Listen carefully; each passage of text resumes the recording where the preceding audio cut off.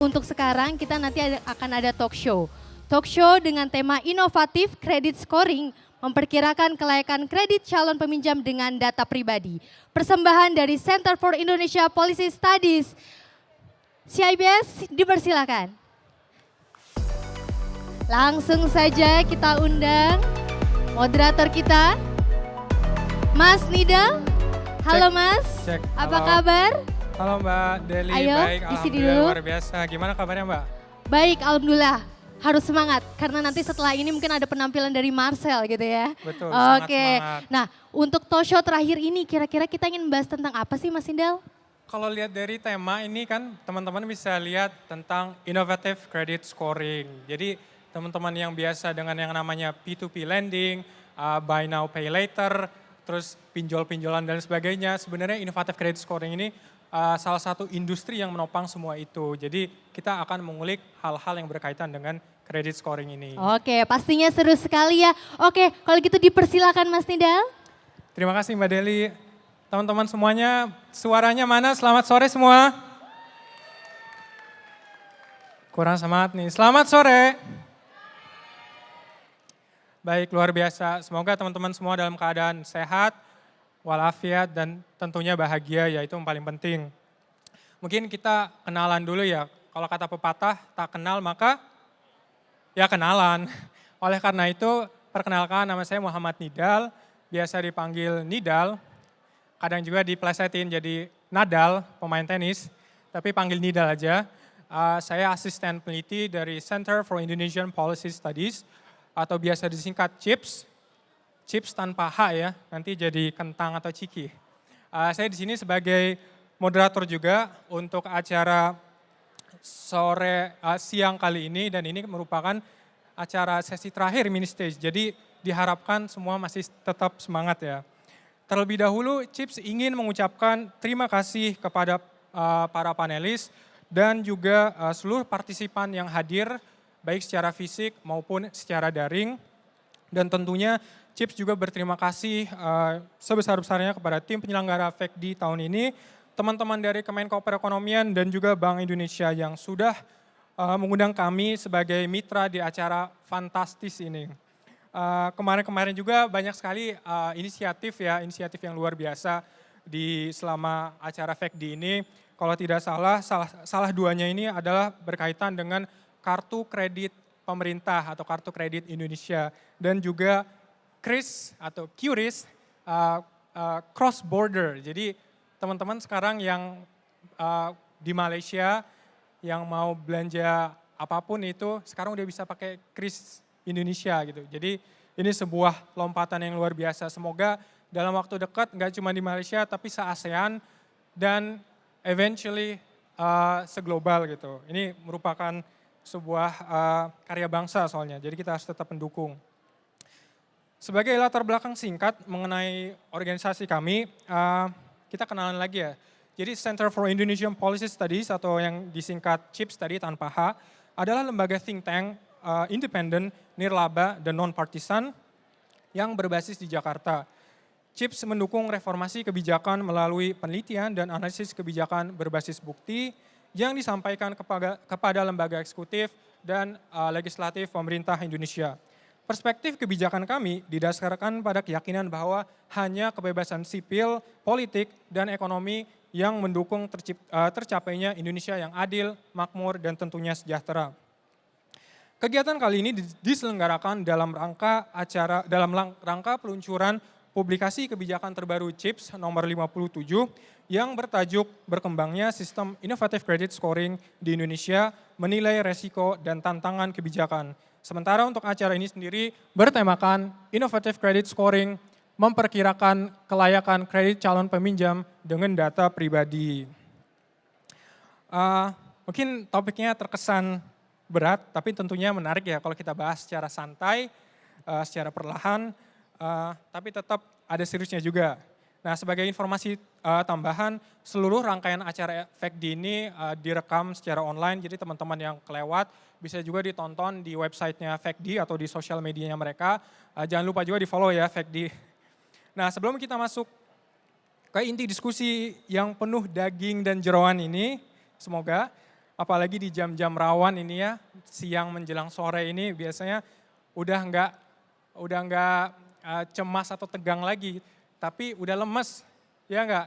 Teman-teman yang di belakang ini kayaknya udah lemes, nggak tahu lapar, ngantuk dan sebagainya. Nah untuk melawan penyakit satu ini, saya udah nyiapkan sebuah kuis berhadiah meriah dari panitia acara. Jadi teman-teman yang bisa jawab langsung aja angkat tangannya dan sebutkan namanya apa, siapa dan jawabannya apa. Siap ya teman-teman kuisnya? Siap teman-teman? Oke, yang pertama ini gampang banget dan sangat mendasar. Di sini teman-teman ada yang tahu nggak kepanjangan dari ICS dan bahasa Indonesia ICS lengkapnya apa? Kepanjangan dari ICS sekaligus bahasa Indonesianya. Ada yang bisa? Saya coba ke Mbak yang kerudung abu-abu.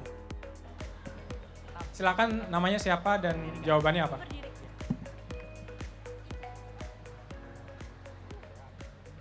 Gampang kok. Iya boleh, namanya siapa? Halo, salam kenal, nama aku Mita. Kepanjangan dari ICS, International Classification for Standards. ICS. Iya. Ah, ICS ya? Salah ya? ICS. kurang tepat. Oh ya. Tapi kalau bahasa Indonesia apa? Tahu nggak? Kalau bisa jawab bahasa Indonesia berarti kasih hadiah juga deh. Bahasa ICS. Padahal terpampang jelas di background loh. Background. Kepanjangan. Tedot. Kita kasih kesempatan ke yang Mbak di belakang yang pakai kerudung biru. Silakan namanya siapa dan jawabannya apa? Saya Ayu, jawabannya adalah Innovative Credit Scoring. Kemudian bahasa Indonesianya? Bahasa Indonesianya adalah inovasi nilai kredit untuk penghitungan kredit. Hampir tepat, tapi nggak apa-apa karena kita mendukung usahanya, jadi tetap mendapatkan hadiah. Jadi bahasa Indonesianya biasanya disingkat jadi pemeringkat kredit inovasi atau penilaian kredit inovasi. Pertanyaan kedua, tadi kan kepanjangan dari ICS nih. Di sini teman-teman ada yang tahu nggak kalau kepanjangan dari masing-masing CHIPS dan AFTEC? AFTEC dan CHIPS. Mungkin ke yang Mbak kerudung abu-abu juga itu. Boleh namanya dan jawabannya apa?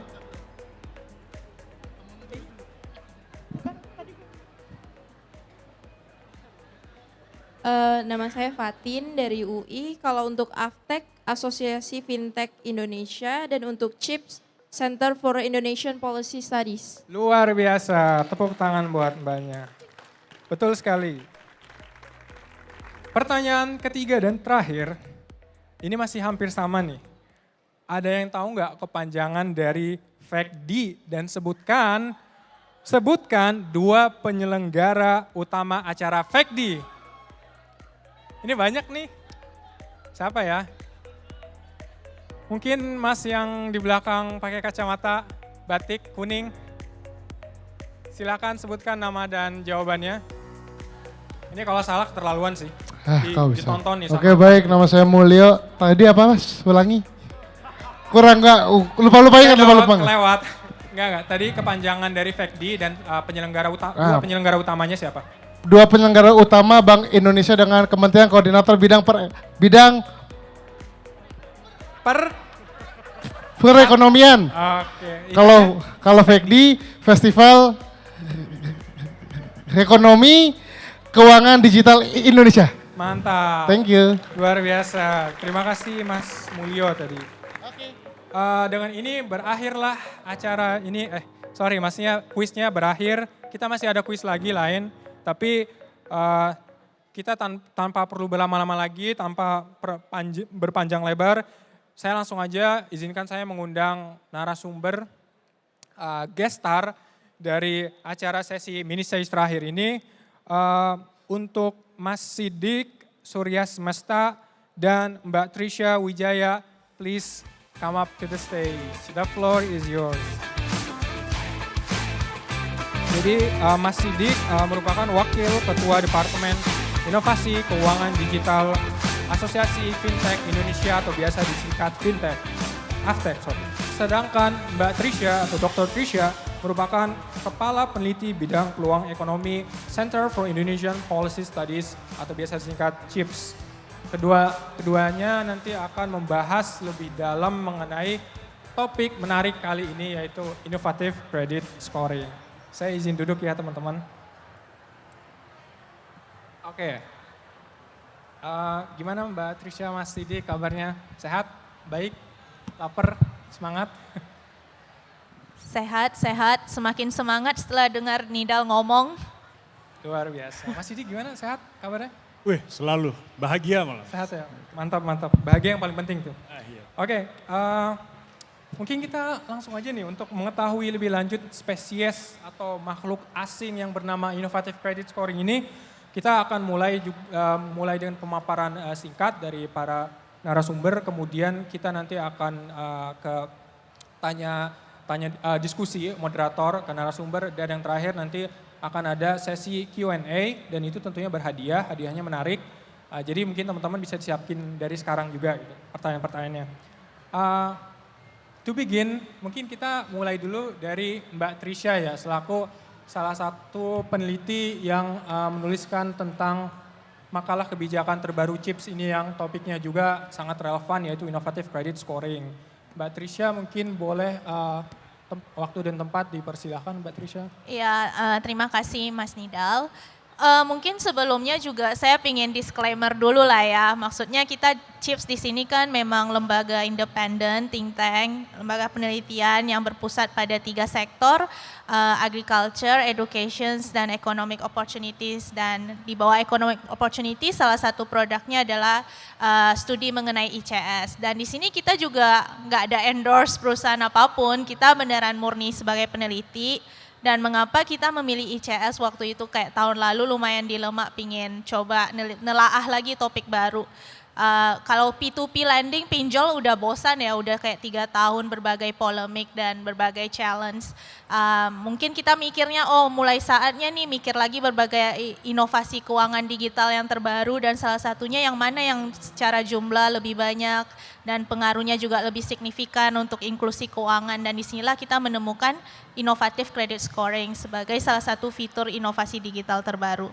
Dan kalau kita list fintechnya OJK juga agregator, dan ICS merupakan perusahaan inovasi keuangan digital yang mendominasi listnya OJK.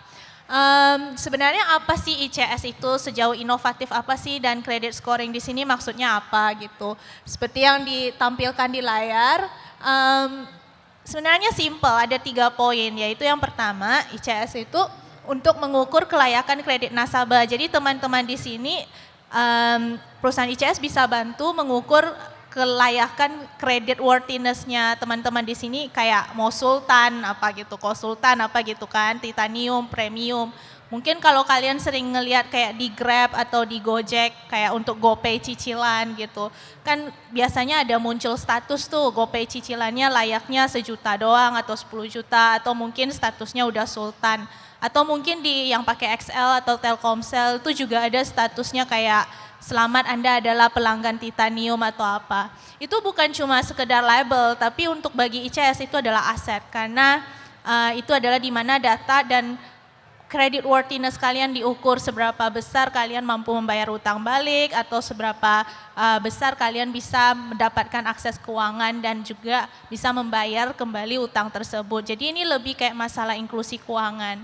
Dan apa yang membedakan ICS dengan bank atau lembaga tradisional lainnya adalah mereka memakai AI dan machine learning, algoritma untuk mengukur segala data itu. Jadi data dari token listrik, data pembelian pulsa, data e-commerce, semuanya digabung dan diakses kelayakan kalian gimana.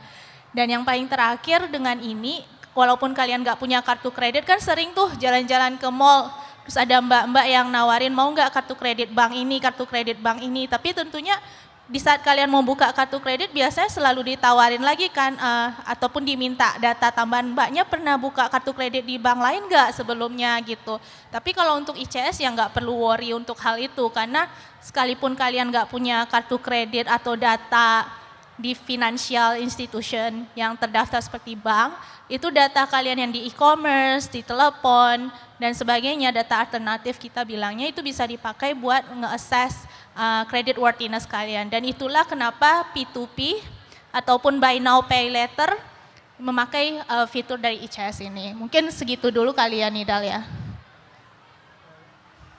Baik, luar biasa. Jadi tadi kata kuncinya itu di inovasi ini, ICS ini menggunakan AI dan machine learning, jadi teknologi mutakhir, kemudian juga ini menyasar ke kelompok-kelompok yang secara tingkat inklusinya juga rendah dan menggunakan data-data alternatif.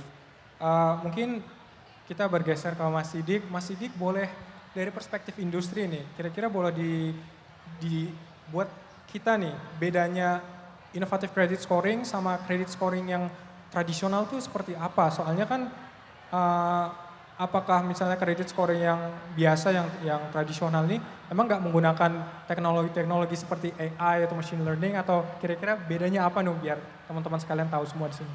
Oke, selamat sore Bapak Ibu, rekan-rekan semua. Sebelumnya saya pastikan dulu ya, foto ini benar saya, ya.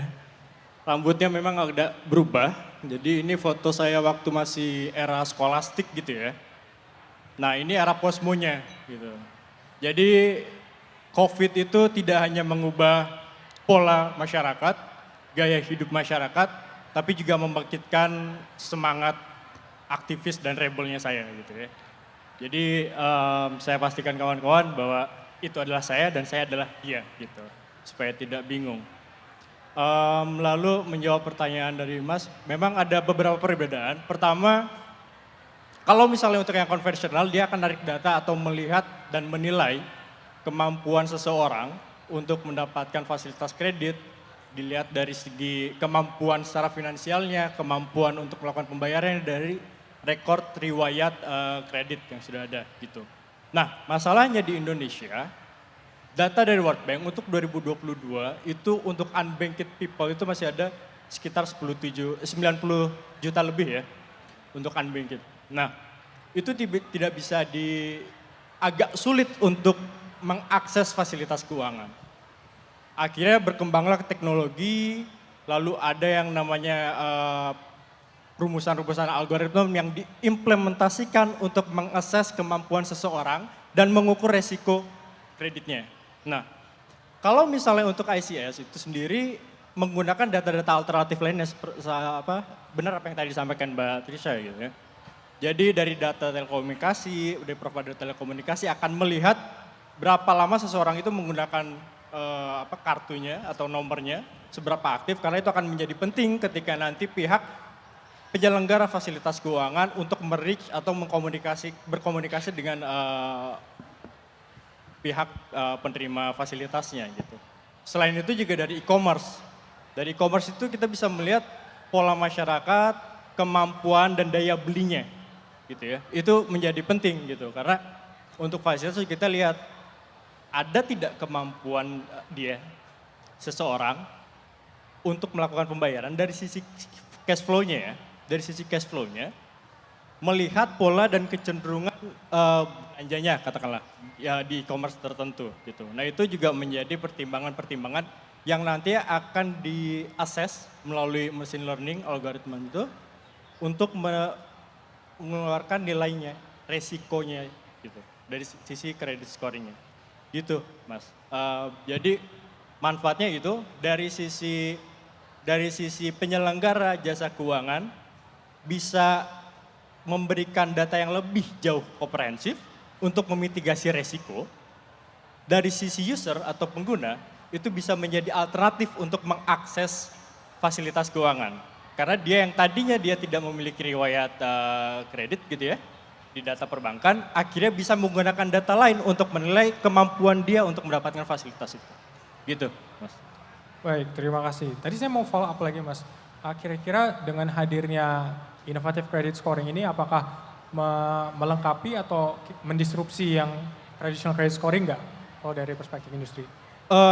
Itu memperluas cakupan datanya, memperluas cakupan assessmentnya gitu. Jadi bisa dibilang sebagai pelengkap, bisa juga sebagai perluasan dari variabel-variabel yang dinilai gitu. Yang tadinya ada dari sisi data kredit gitu, tapi ini kita luaskan menjadi pola kebiasaan dari masyarakat tersebut gitu Mas. Baik, terima kasih. Ini kembali ke Mbak Trisha nih. Mbak Trisha karena kan nulis juga tentang makalah ICS ini, boleh dijelaskan nggak terkait pertumbuhan industri ICS ini di Indonesia gitu. Jadi mungkin bisa mulai di sebelum pandemi itu seperti apa dan setelah pandemi itu seperti apa gitu. Biar kita tahu konteks sejauh seperti apa sih perkembangan ICS saat ini di Indonesia gitu. Oke, terima kasih Nidal. Sejauh mana pertumbuhan ICS, tapi mungkin kalau berbicara angka, mungkin di sini Mas Sidik bisa lebih menjelaskan lebih ya berapa banyak pertumbuhannya. Tapi mungkin yang bisa saya jelaskan itu lebih ke dinamikanya.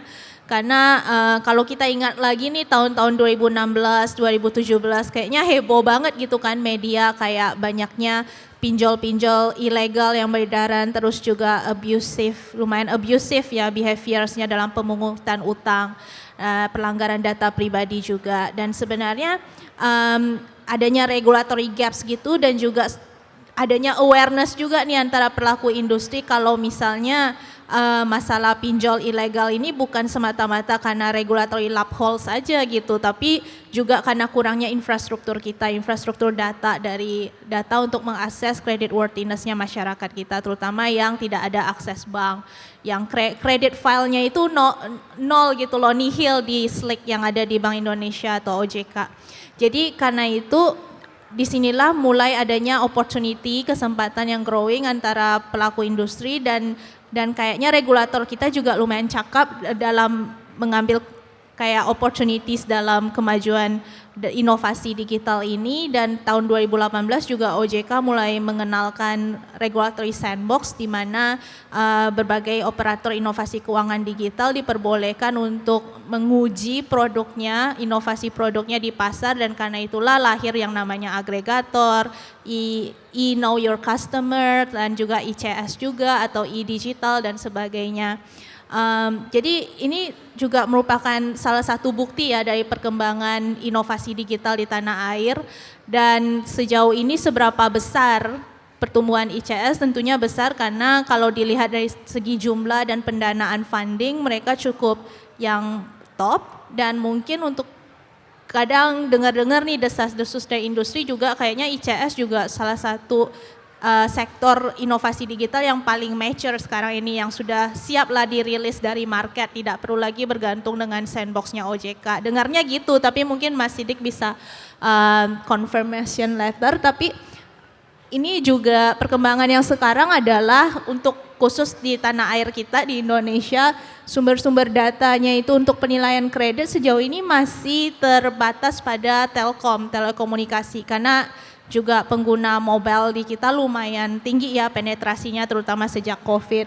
Terus e-commerce juga dan data listrik juga, token PLN misalnya. Tetapi ini juga masalah juga nih Nidal, masalahnya walaupun alternatif datanya tersedia, tapi sampai sekarang kita masih belum ada bukti sejauh mana ICS bisa menjangkau masyarakat yang di luar Jawa. Karena mayoritas segala fitur digital tidak bisa dipungkiri seperti penggunaan e-commerce ataupun akses untuk telekomunikasi, beli pulsa dan sebagainya, tetap kalau dihitung dari kesejahteraan tentu masih berpusat di Jawa, dan juga akses digitalnya masih sangat terpusat pada Jawa Bali. Jadi kembali lagi ini masalah data juga, seberapa besar datanya ini beneran akurat dan bisa menjangkau seluruh Indonesia dari Sabang sampai Merauke.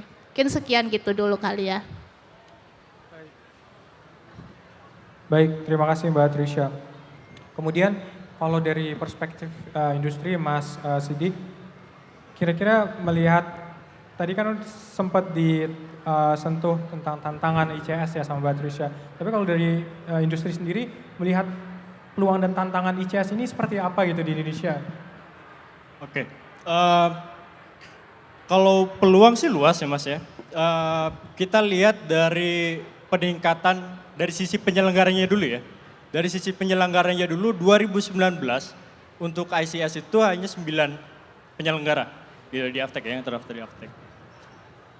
Di 2020-2021 itu 14, sampai sekarang 2022 masuk 2023 itu sampai 20. Artinya kan ada peningkatan hanya dalam jangka waktu 3-4 tahun, lebih dari sebelumnya, dari yang awalnya 2019 itu 9. Artinya ada dari sisi penyelenggara ada kebutuhan nih, ada peluang yang di mana ICS bisa berkembang dan masuk di situ gitu ya. Lalu untuk kendalanya ya memang kita rely terhadap data-data yang bisa diberikan atau data-data yang bisa kita cover gitu. Nah, itu pun tergantung dari penggunaan aplikasi, lalu akses internet yang bisa dijangkau gitu ya, kapasitas pengaksesan masyarakat sejauh mana sih terhadap internet, karena kita juga akan tergantung terhadap kemampuan kita dalam pengaksesan dan kecepatan internet gitu, karena datanya itu saling terkait. Contoh ICS, agregator, financial planner, itu kita berkembang dan berjalan seiringan bersama dalam satu ekosistem yang bersama gitu Mas. Contoh kayak tadi agregator, misal agregator ya perlu data untuk credit scoring, untuk menilainya. Lalu juga perlu untuk melakukan verifikasi, jelas harus dengan EQYC, jadi penyelenggara EQYC gitu kan. Lalu perlu juga dari financial planner untuk melihat kemampuan keuangannya gitu. Ketika ada kesulitan pembayaran kita bekerja sama juga dengan penyelenggara online distress solution. Artinya itu saling terkait, saling menopang, dan ekosistem itu bergerak dan bertumbuh secara berbarengan gitu. Nah dari sisi regulasi sendiri, untuk ICS ini masih di-cover oleh POJK 13 2018 terkait dengan IKD gitu ya.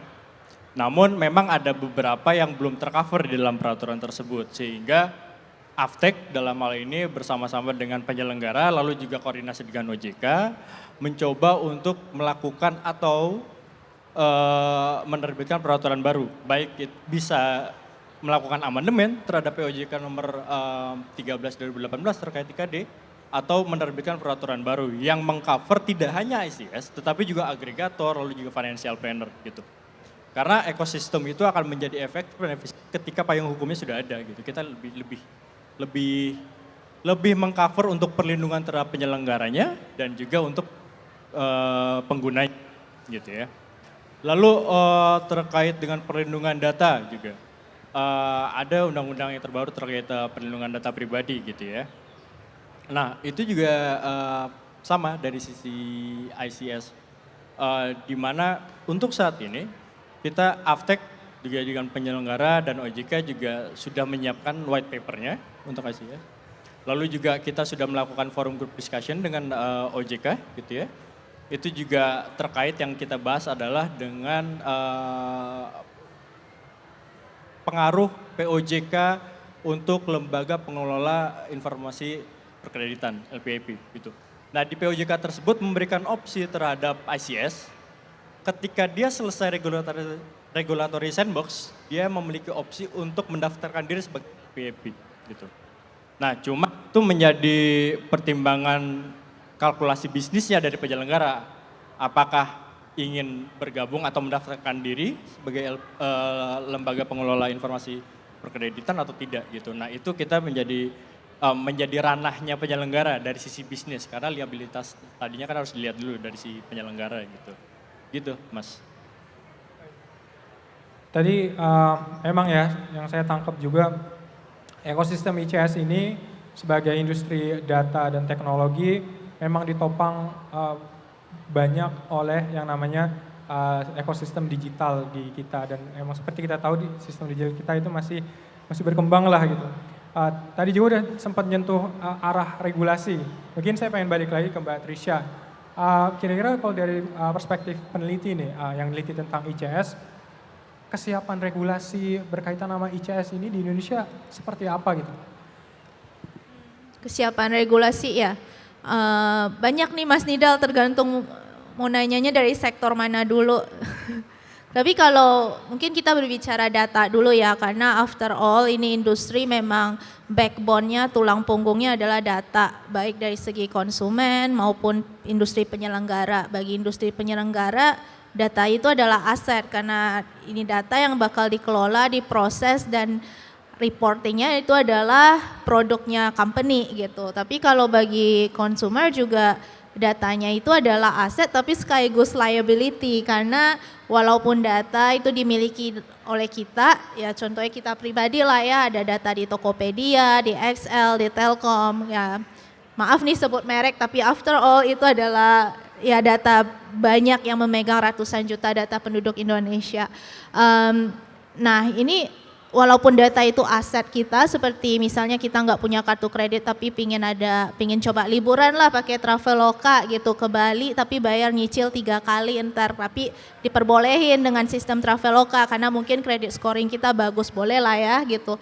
Tapi again oke, itu hasil kredit reporting kita dapat dari data, tapi sejauh mana data kita digunakan dan siapa yang menggunakan dan bagaimana kayak governance datanya, ethicsnya gimana, itu kita nggak tahu, kita sama sekali nggak tahu apapun gitu. Karena yang bekerja di belakang kita itu adalah sistem AI, algoritma, dan itu adalah semuanya bisnis antara data prosesor yaitu ICS dan data controller. Data controller itu yang megang data kita di mana-mana gitu. Jadi it turns out that ini jadinya liability juga ya buat kita sebagai konsumen. Makanya lah di sini peran regulator juga penting untuk ngasih kita kepastian hukum, terutama data pelindungan data pribadi juga, dan juga AFTEC dari segi koregulasi dengan pemerintah sejauh mana mungkin kode etiknya ini bisa lebih di-extend, di-improve, dan diimplementasikan lebih baik. Mungkin gitu kalau dari segi data, itu dulu kali ya Nit ya. Kalau dari Mas Sidik mungkin ada tambahan? Oke, menambahkan saja ya. Jadi gini, untuk machine learning, algoritma itu bisa bekerja secara efektif apabila spektrum dan cakupan variabel datanya semakin luas, gitu ya. Semakin luas data yang digunakan, variabelnya semakin banyak, spektrum makin beragam. Secara otomatis bisa dianggap bahwa banyak informasi terkait pengguna yang diolah datanya, gitu ya. Masalahnya, apakah sudah cukup mampu dari penyelenggara industri untuk menjaga data tersebut, gitu ya. Nah, kita tahu sudah ada undang-undang tentang perlindungan data pribadi, gitu. Makanya AFTEC beserta juga dengan penyelenggara itu bekerja untuk membuat tata kelola data, gitu. Menciptakan tata kelola data yang baik. Tata kelola itu mulai dari cara pendapatan data tersebut, gitu ya. Cara pemrosesannya bagaimana. Lalu juga perlindungannya gitu, karena kita akan saat ini sedang diproses bagaimana di dalam setiap penyelenggara itu memiliki unit atau orang tertentu yang bertugas khusus untuk melakukan perlindungan data tersebut gitu. Nah itu sedang kita coba, kita sedang godok dan juga berkoordinasi dengan OJK karena mau tidak mau kita harus terus berkomunikasi dan koordinasi dengan regulator gitu Mas. Jadi AFTEC berperan koregulator tadi yang disampaikan, menjalankan perannya, koordinasi dengan penyelenggara untuk lebih memperkuat ekosistem tersebut dan juga memberikan perlindungan data dari sisi pengguna serta memitigasi resiko hukum dari si penyelenggaranya, gitu Mas. Dan di AFTEC kalau tidak salah ada kode etik ya dan code of conduct berkaitan dengan penyelenggaraan inovasi keuangan digital ini termasuk ICS benar ya? Mungkin boleh dijelaskan juga? Ya, betul. Di kita juga bantu untuk menyusun code of conduct tersebut, ada dan kita sudah sampaikan juga. Kita juga melakukan edukasi, pengawasan terhadap anggota-anggota kita. Gitu. Salah satunya adalah proses untuk pendapatan data. Pertama minimal lah, kita perlu konsen dari si pemilik data tersebut, gitu ya. Lalu apabila akan transfer atau dialihkan ke pihak ketiga yang rekanan kita, itu juga harus mendapatkan konsen dari si pemilik data tersebut. Itu pertama. Lalu kita juga bertanggung jawab, memberikan transparansi dalam pemrosesan, kita juga harus menyampaikan data apa saja sih yang kita gunakan, tujuannya untuk apa. Nah itu juga menjadi bagian dari Code of Conduct di dalam AFTEC untuk diimplementasikan terhadap seluruh penyelenggara industri, gitu Mas. Tadi kan udah banyak disinggung tentang definisi pertumbuhan ICS itu sendiri dan juga masuk ke regulasi dan yang sifatnya teknis. Sekarang saya pengen kembali lagi biar lebih membumi ini buat teman-teman semua gitu. Mungkin Mbak Trisha dulu. Mbak Trisha ini ada pengalaman nggak penggunaan ICS ini seperti apa dan kesannya seperti apa gitu biar teman-teman di sini tuh tahu gimana sih cara pakai ICS gitu dan ICS ini hasilnya itu seperti apa gitu. Mungkin bisa dijelaskan Mbak Trisha. Iya, ini pas banget nih, aku pas banget mau nunjukin.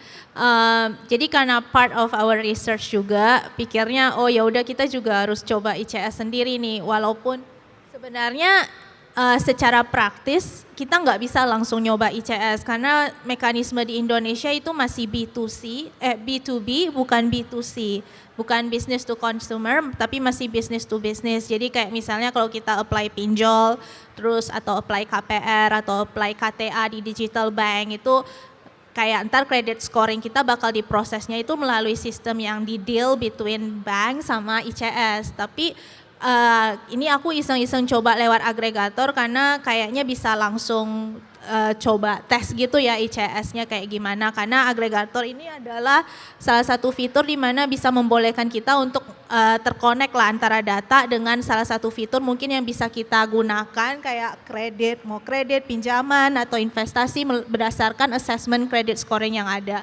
Terus di sini aku coba nih masukin tanggal lahir, terus status, basic salary berapa, terus setelah itu kayak status rumah sewa atau apa gitu. Tapi lumayan shock ya, maksudnya sekalipun kita nggak ada utang atau gimana, tapi ternyata kredit skor aku rendah gitu. Walaupun aku masukinnya semua pilihan yang normal semua gitu.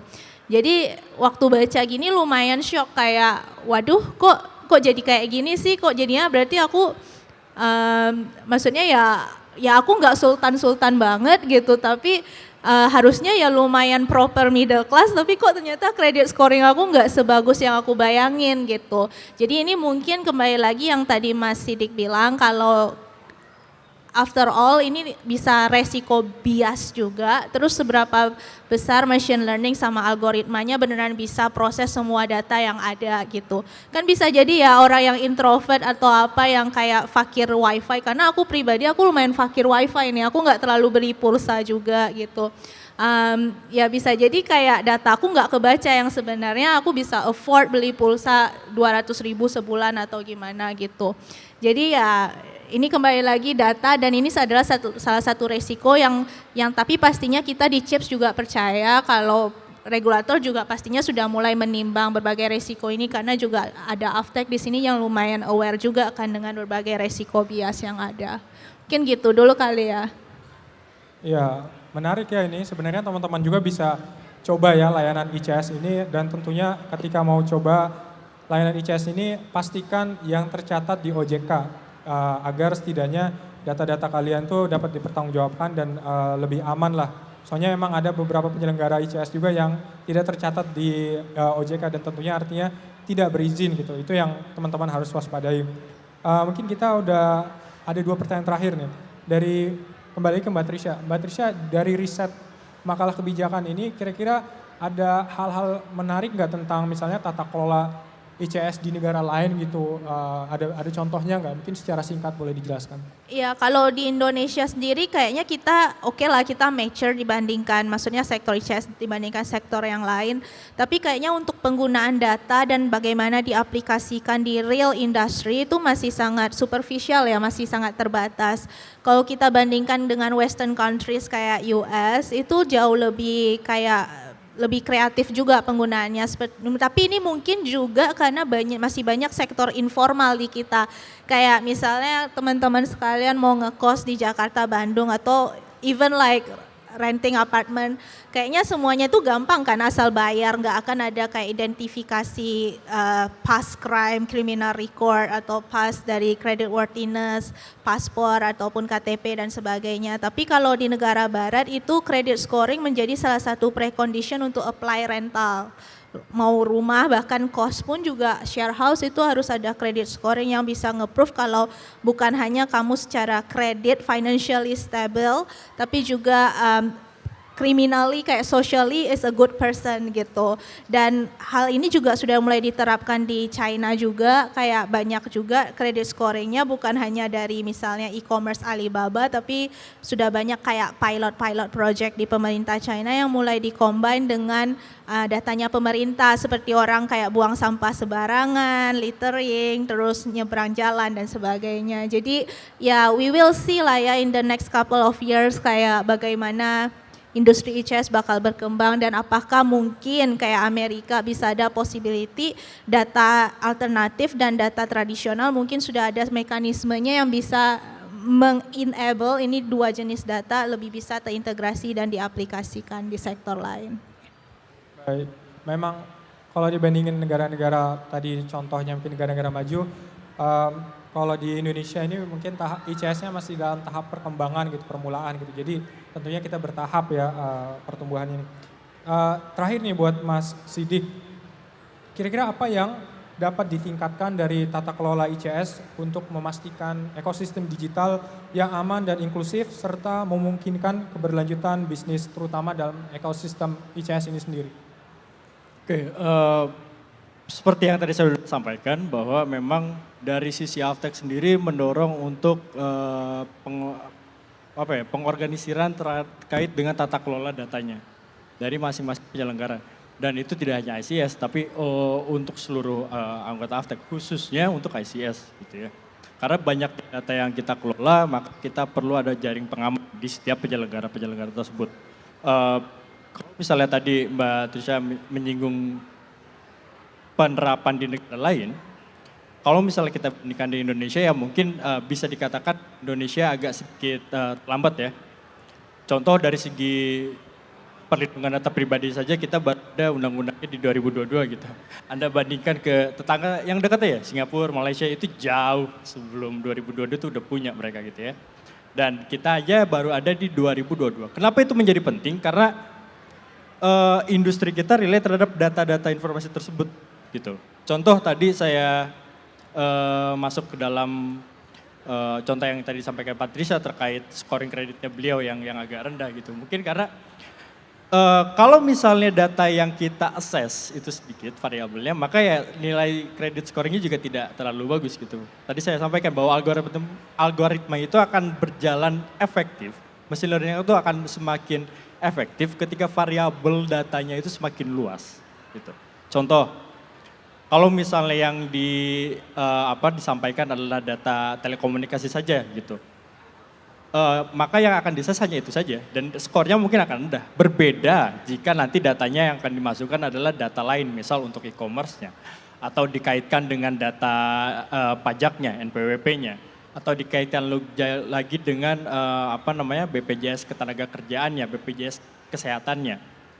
Lalu misal kalau penggajiannya sudah dilakukan secara online bisa di-linkkan juga ke situ. Artinya semakin banyak informasi yang di-assess itu akan membuka peluang scoring kredit yang lebih baik gitu Mas. Karena algoritmanya juga akan bekerja secara lebih efektif gitu. Contoh, kita simulasikan aja dalam seperti ini lah. Misal saya mau minjam uang dari Mas gitu ya. Dikenalkan oleh Mbak Trisha. Ya. Mas hanya akan relate terhadap barisa terkait informasi pengetahuan dia terkait saya gitu. Untuk meyakinkan Mas memberikan uangnya ke saya atau meminjamkan uangnya. Sekarang bandingkan kalau misalnya yang kenal dengan saya, yang dapat memberikan informasi saya ke Mas, tidak hanya Mbak Trisha, 4, 5, 6 orang misal ya. Keyakinan Mas untuk memberikan fasilitas ke saya itu akan jauh lebih besar gitu ya. Ketika ada risiko ke depan yang terjadi, Mas bisa relate terhadap informasi-informasi ataupun komunikasi yang bisa diberikan dari pihak-pihak lainnya gitu. Misal katakanlah saya default gitu ya, misal ya, nggak bayar ke Mas. Kalau misalnya banyak orang yang memberikan informasi ke Mas terkait saya, akan lebih mudah Mas mencari saya atau menghubungi saya untuk melakukan penyelesaian pembayarannya, gitu kan. Beda kalau itu hanya Mbak Trisha saja, Mas hanya bisa relay ke Mbak Trisha saja, yang kemungkinannya kan semakin kecil. Simpelnya seperti itu Mas untuk di ICS dan pengolahan datanya ya, gitu. Menarik. Karena waktunya sangat amat terbatas, mungkin Mbak Trisha ada tambahan lagi? Kalau tidak ada, Good. Oke, kita mungkin masuk ke sesi Q&A. Buat teman-teman yang mau bertanya, silakan bertanya dan yang bertanya pastinya akan dapat hadiah. Silakan yang Mas yang paling belakang mungkin yang pakai batik. Iya, yang senyum-senyum itu. Silakan sebutkan nama, afiliasi dan pertanyaan singkatnya dan ditujukan ke siapa. Oke, terima kasih. Sebelumnya Assalamualaikum warahmatullahi wabarakatuh. Selamat sore semua, salam hormat saya kepada narasumber diskusi sekalian. Saya Davan Yudhistira dari UIN Jakarta. Saya akan menanyakan mengenai lebih ke case yang ada di masyarakat gitu. Kan ICS ini merupakan barang baru ya. Di Jakarta dikenal sekali bahwa kalau kita pengen punya barang, pengen punya sesuatu, itu kalau nggak kredit kita nggak bakal bisa punya. Nah, dengan adanya pandemi kemarin, akhirnya orang-orang yang memiliki kredit sebelumnya akhirnya keganggu. Mereka akhirnya tidak bisa bayar, akhirnya kena namanya BI checking gitu. Mungkin bahasanya ya di blacklist lah gitu. Tapi setelah COVID udah Langsung mulai poinnya aja Mas ya, poin pertanyaannya. Poinnya adalah apakah bisa ICS ini membantu masyarakat untuk meyakinkan para bank-bank mungkin atau yang lain untuk sebenarnya saya mampu walaupun saya sudah kena BI checking. Mungkin seperti itu aja. Terima kasih.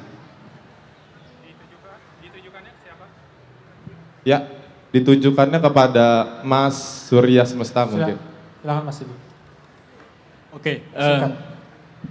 saya baik Mas gini. Saya jelaskan di sini. ICS itu hanya membantu pihak penyedia jasa keuangan untuk menilai gitu. Jadi ketentuan dan kewenangan apakah si A katakanlah bisa mendapatkan fasilitas itu menjadi kewenangan dari si penyedia jasanya. Yang kita bisa lakukan adalah membantu untuk melakukan asesmen dan penilaian terhadap resiko yang mungkin terjadi atas si A tersebut. Dan itu kita sampaikan kepada si penyelenggaranya, kepada penyedia jasanya. Nah, kewenangannya menjadi kewenangan si penyedia jasa. Apakah dia akan mempertimbangkan BI checkingnya atau akan mempertimbangkan nilai kredit scoringnya yang mungkin bagus walaupun BI checkingnya jelek. Tapi BI checking itu atau riwayat kredit menjadi salah satu bagian yang di-assess dalam ICS gitu ya. Nah memang untuk pengguna jasa ICS sendiri tidak hanya perbankan tapi ada juga lembaga-lembaga non perbankan gitu. Walaupun untuk persentase penggunaan jasanya itu masih lebih besar di penyelenggara perbankan, industri perbankan, gitu Mas. Baik, semua menjawab karena keterbatasan waktu, mohon maaf sekali buat yang lain, pertanyaan sudah ditutup. Mungkin terakhir banget 15 detik atau 20 detik closing statement dari masing-masing Mbak Trisha dan Mas Sidik berkaitan sama ICS ini, seperti apa? Mbak Trisha dulu mungkin boleh. Closing statementnya singkat aja kali ya, maksudnya siapapun ya kita berharap ICS bisa tetap lebih maju dan bahkan mungkin seperti yang adik dari sana raising tentang BI Slick kayak BI checking gitu. Semoga ICS juga mungkin to some point juga bisa menjadi salah satu solusi yang mungkin gak satu-satunya solusi tapi setidaknya menjadi complementary solutions lah buat financial inclusion di Indonesia. Makasih. Ya singkatnya sih saya dengan industri ini itu membantu untuk peningkatan indeks literasi dan inklusi keuangan di Indonesia gitu. Kalau misalnya kita bandingkan dengan indeks literasi serta inklusi keuangan di tahun 2000 katakanlah 2014 atau 2017 untuk 2022 itu jauh meningkat gitu. Angkanya bisa mencapai untuk inklusi keuangan di angka 85%, lalu untuk di literasi keuangan di angka 50 sampai 60%. Itu jauh meningkat kalau misalnya kita perbandingkan dengan indeks di tahun 2014 dan 2015. Memang variabelnya banyak gitu, tapi untuk ICS lalu juga financial technology, lalu juga penyelenggara-penyelenggara lainnya itu membantu untuk peningkatan itu menjadi lebih cepat gitu. Gitu, Mas. Baik, dengan ini berakhir sesi kita. Jadi memang harapannya kita ke depannya ICS ini tentunya mendorong inklusi keuangan di Indonesia. Dan teman-teman yang nggak kesempatan bertanya mungkin bisa setelah ini bisa diskusi dengan narasumber. Dan teman-teman juga yang mau membaca makalah kebijakan CHIPS terbaru kami yang berkaitan sama ICS. Sebenarnya ada di slide terakhir, mungkin bisa ditampilkan. Bisa diakses dan diunduh secara gratis dalam 2 bahasa, Indonesia dan Inggris. Jadi teman-teman semoga dengan waktu yang sangat terbatas ini teman-teman mendapatkan isi dan informasi yang insightful tentang innovative credit scoring. Akhir kata, terima kasih, mohon maaf atas kekurangannya. Wabillahi taufiq wal hidayah. Wassalamualaikum warahmatullahi wabarakatuh. Waalaikumsalam warahmatullahi wabarakatuh. Terima kasih para moderator kita, para narasumber dan moderator kita. Kita foto bersama terlebih dahulu. Baik, silakan foto bersama dulu untuk para narasumber dan moderator. Baik, ke tengah. Oke, 3, 2, 1. Sekali lagi. 3, 2, 1. Oke, terima kasih. Kita persilahkan kembali ke tempat. Baik, terima kasih. Tadi yang sudah bertanya di Chips dapat hadiah dari Kemenko Perekonomian. Nah, sekarang waktunya